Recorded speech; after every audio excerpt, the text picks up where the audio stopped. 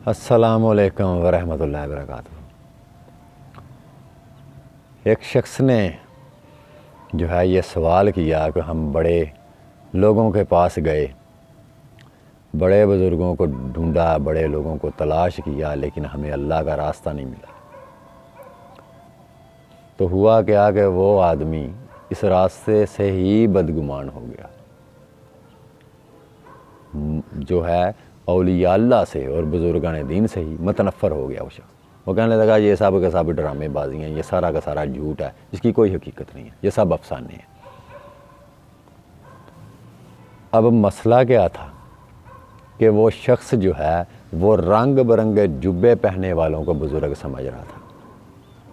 जिसके गले में कुछ मालाएं पड़ी हुई देखी उसको फ़कीर समझ के बैठ गया।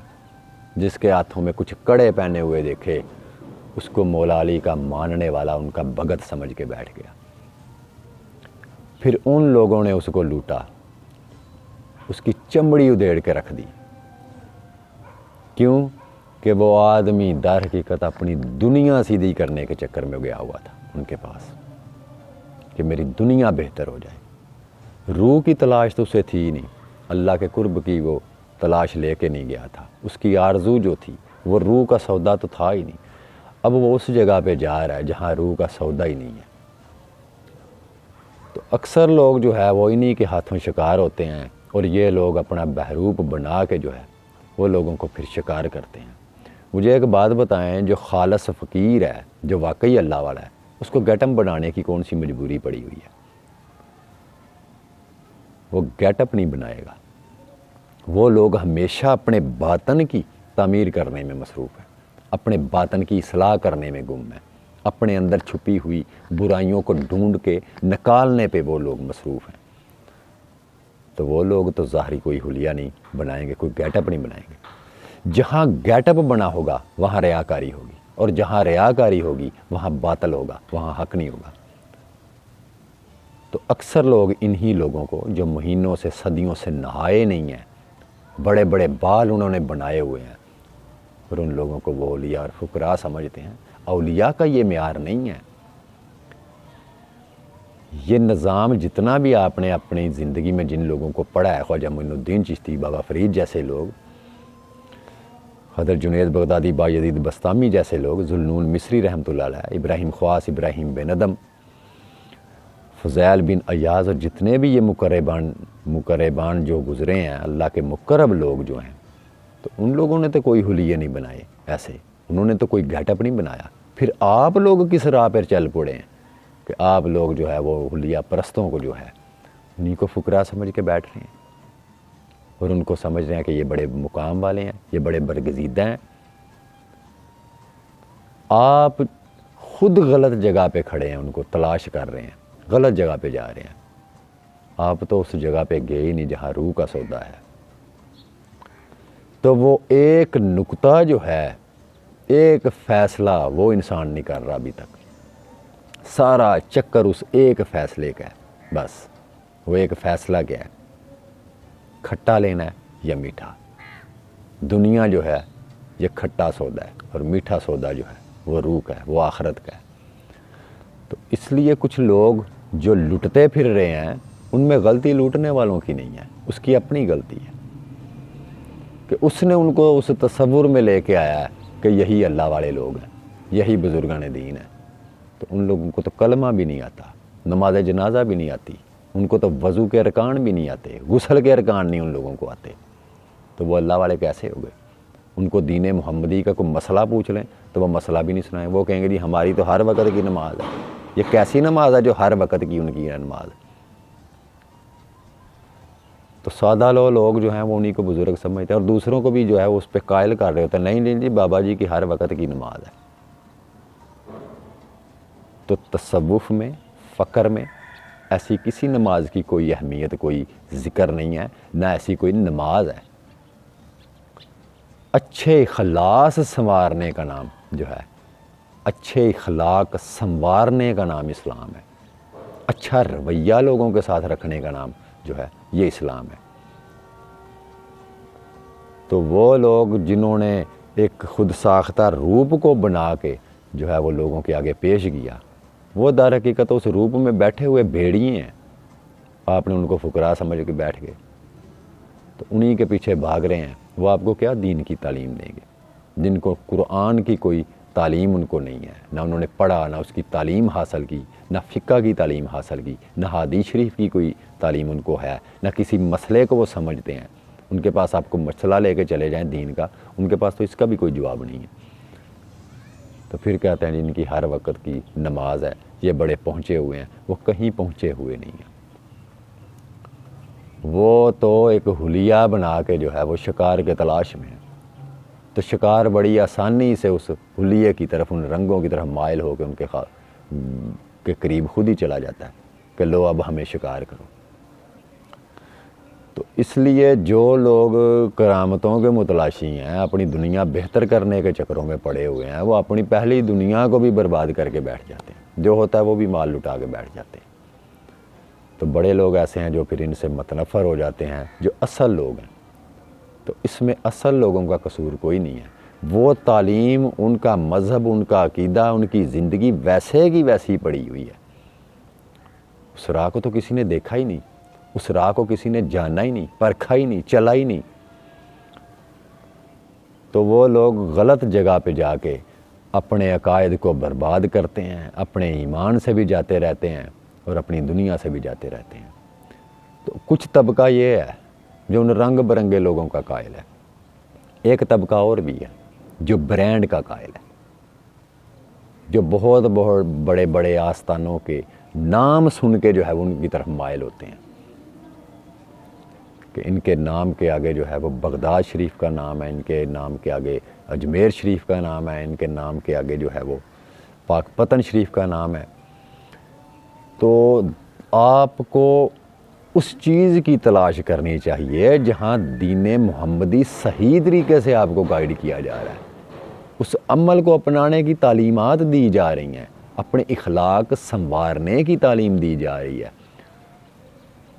और उन लोगों के अंदर आजिज़ी और इनकसारी का जो है वो रवश और मिजाज उनके अंदर है। उन फ़ुकरा को तलाश करें, अहले फ़क्र की तलाश करें, ब्रांड की तलाश ना करें।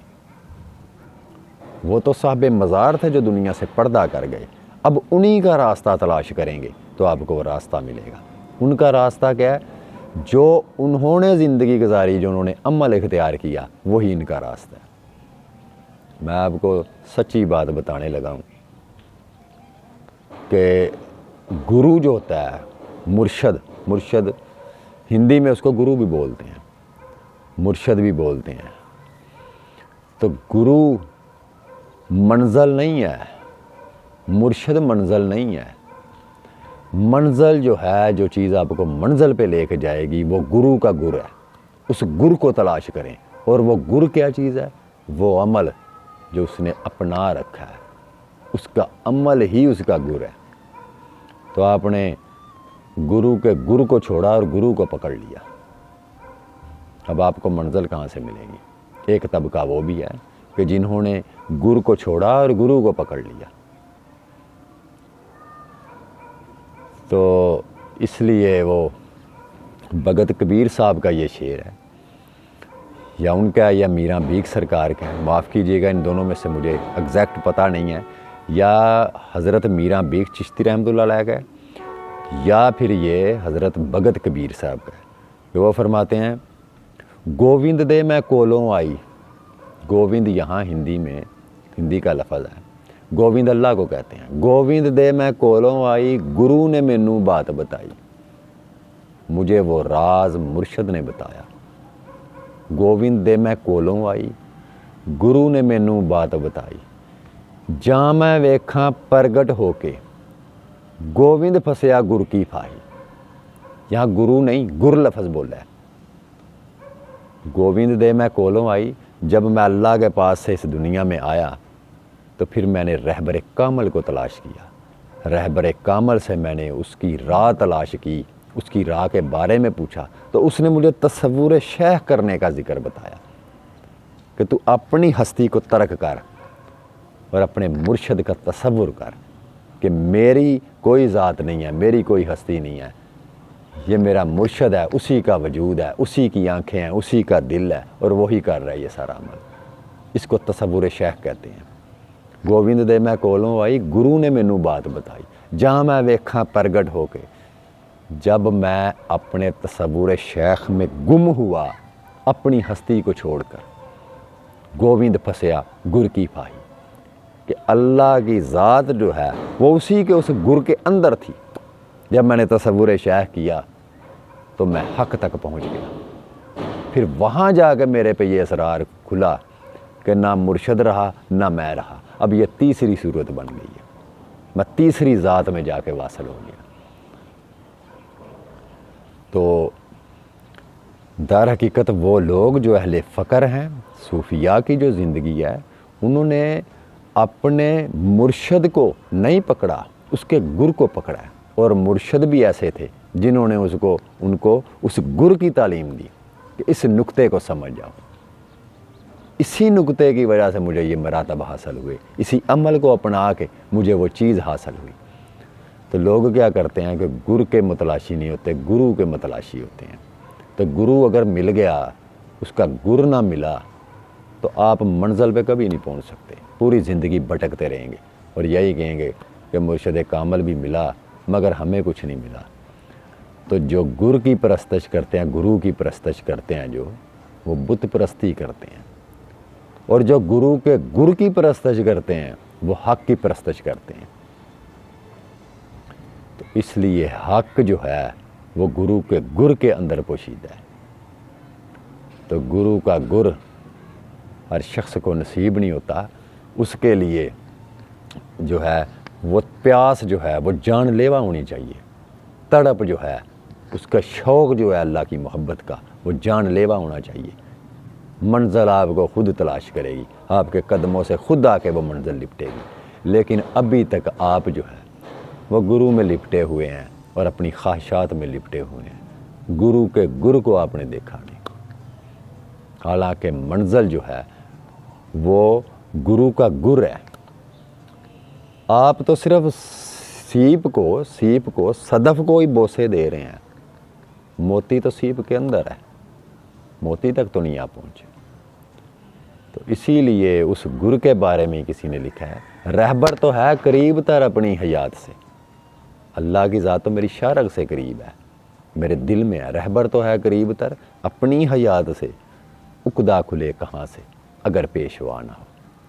तो अल्लाह करे कि आप बदगुमां होने की बजाय अपने बातन में उतरने की तौफीक आपको मिले, अपनी रूह में उतरने की तौफीक मिले, अपने दिल में उतरने की तौफीक मिले। अभी आप सिर्फ दुनिया में उतरे हुए हैं, दिल में नहीं उतरे। दुआ में याद रखिएगा। अल्लाह हाफिज़।